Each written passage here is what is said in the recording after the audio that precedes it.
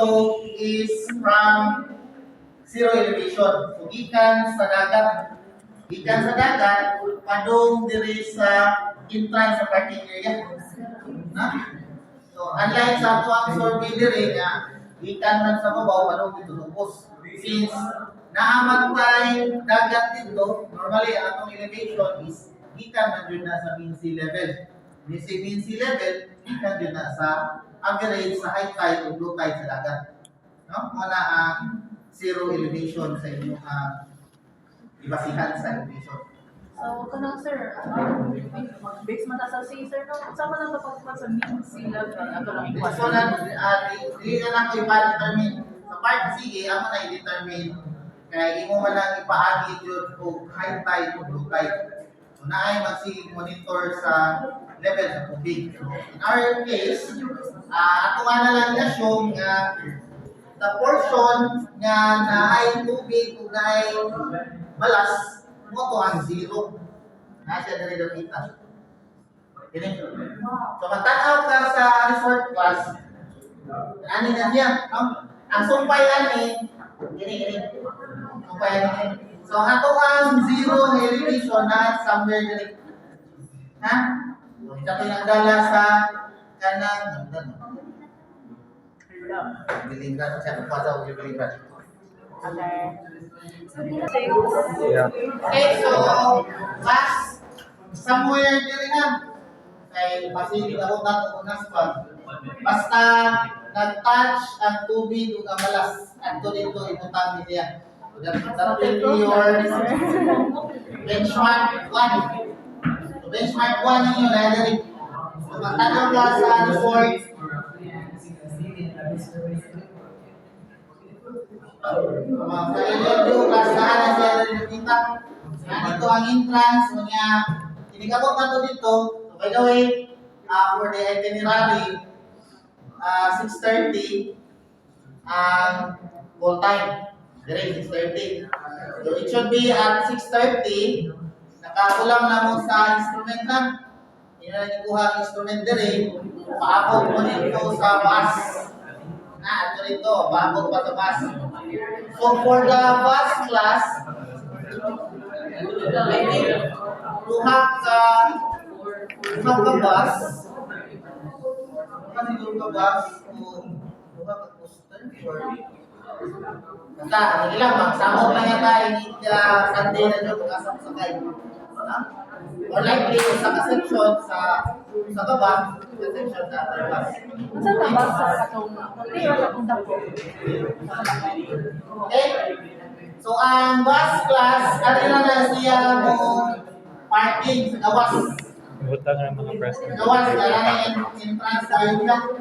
So, inikabot na to, kailangan yung instrument, ibilin sa lahat ang gamit, asa mo nabita ng cottage. Ngayon, pag nag-list sa cottage class para mabutangan na tanang asa mo ng cottage. No? Pero, sila, tanawin na lang kung dito, wala pa, palimutan na lang. Eh, wala man sila pumatag sa cottage. But most likely, ini sa likod tanan, kuha na din ang tanan. I think wow sa tanan. Okay? And then ito yung ganahan si Kanta. Paano ito sa bitubihan? Okay? So for the benchmark 1, natin nga, benchmark 1, kumakatubag sa dagat. And then class, this is a public beach. So, mag-survey mo dito, padapling lang. Yan, hindi mga sakyanan na mag-adi-adi. Sabi na, manila adi-anan yun. So, mag-set up mo sa instrument, ayaw ipatong nga. Ari lang mo sa kilid. So, set up, ari ang first. This is the benchmark 1. Another instrument. Kung ever makita pa, nakuha na siya. And then, transfer yung mga ililingkad, pasaka, until out dito. Kining corner bitaw. Ay, dali nga corner. Kining nga corner sa parking area. Kuha ba na corner, no? Kato dito nga side. Kumuha na diha nga side ang benchmark 2. At least we can determine pila difference in elevation di kan na rin palong diha. More likely mga 10 to 15 na siya meters. Ang difference in elevation. Mataas na mga 3 to 4 story yung building. God damn. Taas-taas din siya.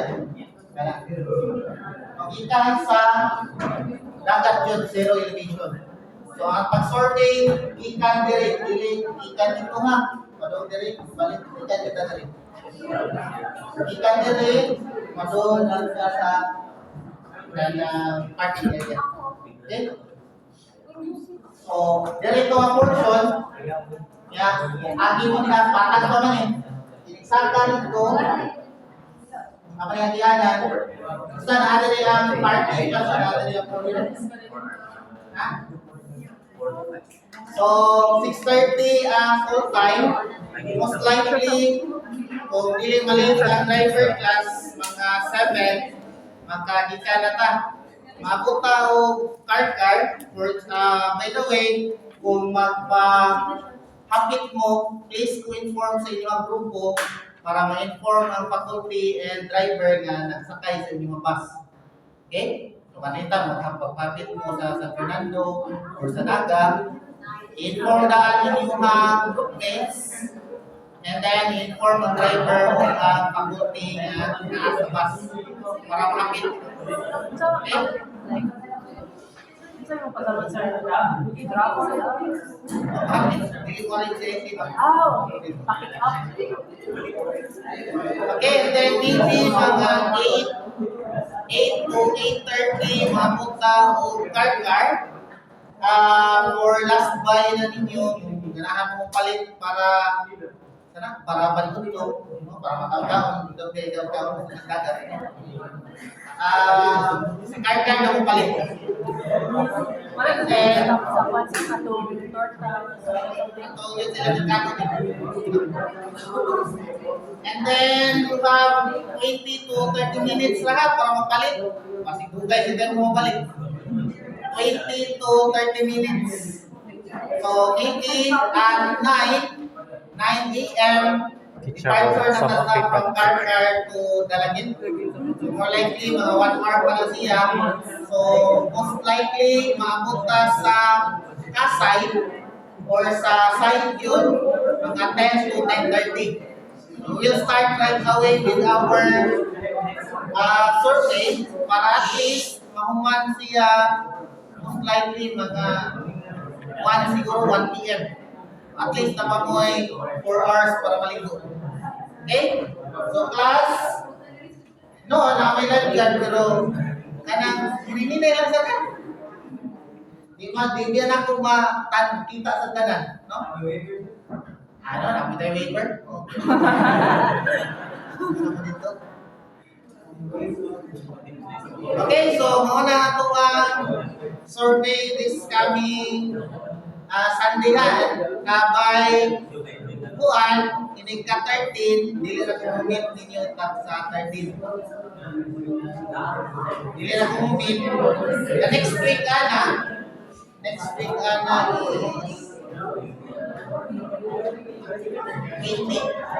So, inig ka 20 class, prepare mo o 25 na siguro to. Para kompleto na inyong notes and fieldwork kay ipabukbay na ako.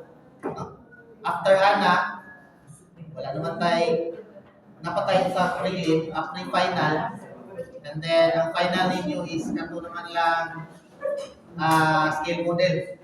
Pwede, hindi nga tayo magkita na. Mag-post na lang ko kung saan mag-check.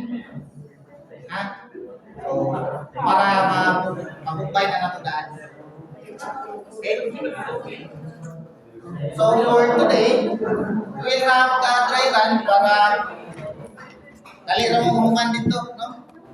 Noon, as to the instrument, kiniramin na usap, no? Kato, normal nyo gamit, transit o unilite. Kini, dali naman siya kay automatic level ni siya. Ang imuhang kanang pabulbayan sa robot. No? So, dili siya mo turn vertically, horizontal na siya. Ilan? 31. Automatic level. 31 31 na? Sir,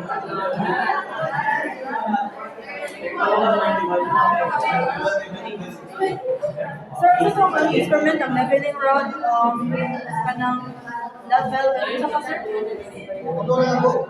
Light pad, teacher's level. Isa pa sir? Light pad, leveling lang, teacher's level. Okay, so let's have the dry run class. For our dry run karon, Pauno? start na dito sa front gate niya logo. So, sa upos, may front gate nga logo. At yun sa upos na, ato libutan dito, that will be your benchmark 1. By the way, for the leveling rod, kung magpasaka mo na leveling rod, unahot sa upos na, dili sa babaw, kasi na siya magsumpay. Nawa, 1 meter, or dito na 4 meters. Meters na siya. So, dapat ang pagsunod ng pasaka, ining direct. Kaduha. Kaya, alak na siya, ang lock na direct. Na-lock direct.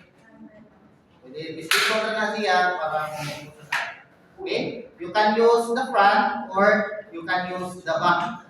So, inibasa ninyo na amantay crosshair.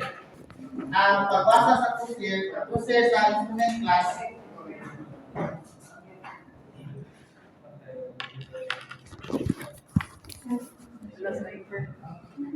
okay, nana ang crosshair sa instrument, itintan mo. So ang basahon is ini lang sa center. So nai-leveling na niya, makita ninyo. Ila na ang calibration niya. Kung sa lain na ikot nila, ano na yung basahon. Okay? So ang pagbasa,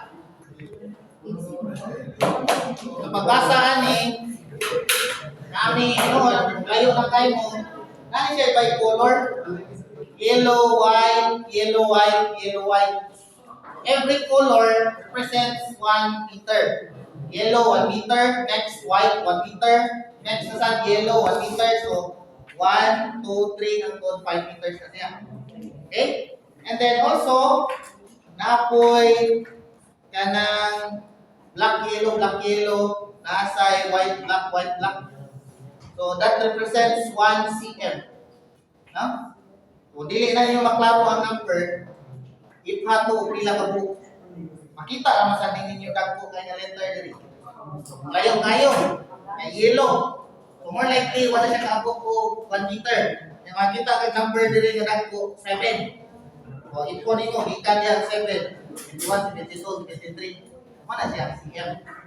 Okay? So 4 meter, 0.7 na siya. Tanawon ra ninyo diri sa ng instrument. Ilay basa. So kung maklaro pa, naman ni number po siya 141, 142, 143. So that is in cm. So you can convert to meters, 1.41, 1.42, no? Kana siya diya. Nayuban class nga dili maklaro. Kaya sige na gamit pa. Hindi ka ikaw sa kuwan. Dili na maklaro. So kamo na lang bana-bana ha. Bana-banaan na lang kung pila na siya. Okay? And also, since ang atuang location is naarabay sand or balas, careful mo nga dili masulod ang balas diri. Masulod din ang balas diri, dili na siya munao. Kahit pa na siya. Kaya ang balas, di pa na siya magilis. No? Careful lang, nga walay balas, masulod diri. Labi na, hindi kauman o survey. Kanya inyo naman yung ibutang sa daplin. Masulod lang yung balas. I-secure ni o klaro. No? Secure ni siya klaro para di masulod lang yung balas. 5,000. 5,000. Be careful. Okay? So, ato ang benchmark 1, naasa si IT logo sa front gate. So, ato ibutang ang leveling rod. So, ato ni ibutang dito. And then, you set up, bisag asa dito, as long as makita nimo ang benchmark 1 na leveling rod. So, dito. So, maybe mag-set up mo diri sa may parking area sa mga motor. may parking area sa mga motor diha. So backside. So you know already what is the backside. That is a rod reading taken to a station where there is already known elevation. So na ni elevation, since ato ang benchmark 1, namatay elevation ng 100, so natay backside diha. Then, foresight, transfer ang leveling rod, maybe doon sa hagdanan. Hagdanan man eh. Ako napasada sa ako para nasa challenge. Okay tayo mga edad pero no. So, transfer ang leveling rod, wala na may marka-marka dito basta kay makita na sa instrument. So, transfer ang leveling rod, doon diri sa kanang stairs. Take na sa backside. Ada ang instrument, no? Ada ang instrument sa may registrar siguro na. Sa registrar. Kanya transfer na sa niya leveling rod diri sa quadrangle. Okay, basta as long as makita lang sa diapog sa instrument. So dili sa class nga mo ni sundon, as long as maabot lang yun mo diri sa sige laboratory, bisag tulo lang ang turning point, kung makaya ninyo, pwede ra na. No? Dili na siya i-follow yun. Ako ay example naman na. Okay? So backside is a rod reading taken when known elevation or known points. Foresight are those kanang rod reading nga wala pa elevation. And then turning point are those points with backside and foresight. And then the height of the instrument. For the height of the instrument, you can solve that using the elevation, which is the 100 na elevation, the benchmark 1 plus the backside mo diri sa first na rod reading. And then to determine the elevation, that will be the height of the instrument minus the foresight. Okay? So, ano yung naman mo ay papel diha? Wala ra jay kon anak sa distance sir basta makita Wala, lang dyan ang- wala yung distance as long as makita ninyo ang leveling rod. Ilang ba yung sa pilay distance anan niya. Okay? So as to the setting up of the instrument, just the same with what we have sa transit and theodolite, mas lisod pa ganito, sa iyo naman ganito, no? Usara magkapo. Circular ang pagulbayan. So, yun sa to ninyo pag level ang theodolite na circular na level bayan, same ra gyapon. same ra siya. So, ipatunga sa duha ka leveling screw, dunganon gyapon ni siya o rotate. And then, kung asa na dapita, na center na ang bubble, kini na lang sa likod. No? So, once ma-center ni siya class,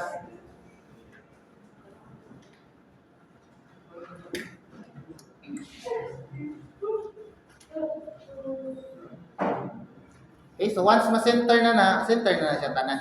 No? And then, for this is the telescope, kini matuyok gihapon ni, no? This is the crosshair adjusting screw. This is the focusing screw. Same ra siya sa kanang transit na adiri yang focusing screw. Ya same siya sa theodolite nga naa adiri iyang crosshair adjusting screw. Wala ni siya clamp. No? Walay telescope clamp, walay horizontal clamp, matuyok ra siya. But naa siya yung tangent screw. Okay ni, mo ni ang tangent screw. Tuyok na siya. No? Tangent screw na siya. Wala lay lock, no? Walay clamp. So, mo ni yung mga focusing screw, then crosshair adjusting screw, then tangent. Tangent screw. Once ma-level na siya, so ang nakakuan lang yun ani class, ini tan-aw nimo nga mura nag makita nimo ang instrument, ini set up, dili na ito, no? Inoon mubo pa man ang elevation diha. So ang challenge ani is adto na gyud dito sa side kay tungod sa ka-steep sa area. Dili kay makaya ra man og 5 meters. Imo man gyud mapataas ang rod to 5 meters.